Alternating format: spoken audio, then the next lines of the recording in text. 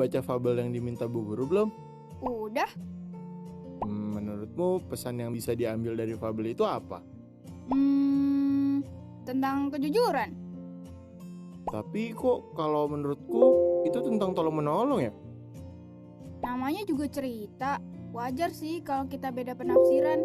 Apalagi kodanya juga nggak tertulis di situ kan? Gimana? Au, ah.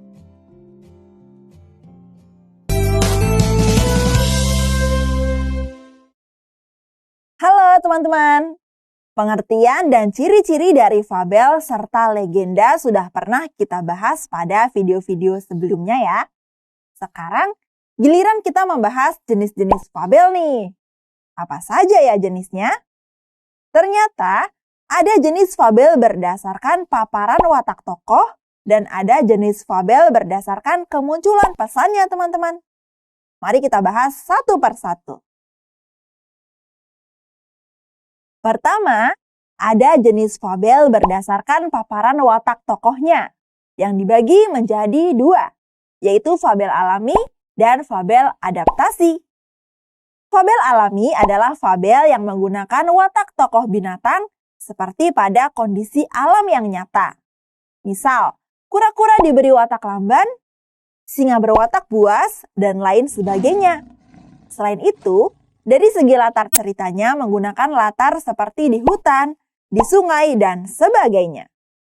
Kalau fabel adaptasi adalah fabel yang memberikan watak tokoh dan latar dengan mengubah watak aslinya pada dunia nyata. Misalnya, beruang digambarkan sebagai tokoh yang periang dan sedang pergi ke pusat perbelanjaan.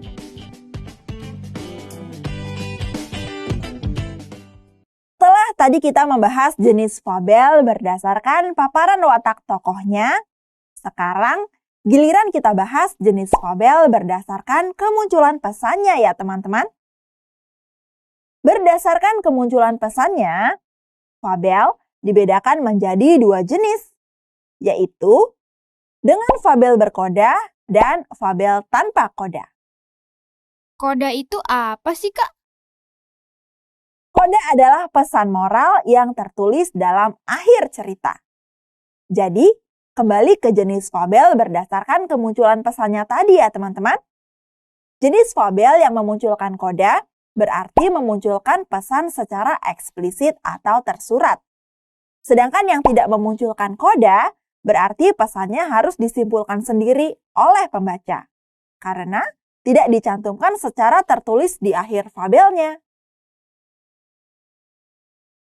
Baiklah teman-teman, sekarang yuk kita simpulkan apa saja yang sudah kita bahas pada video kali ini.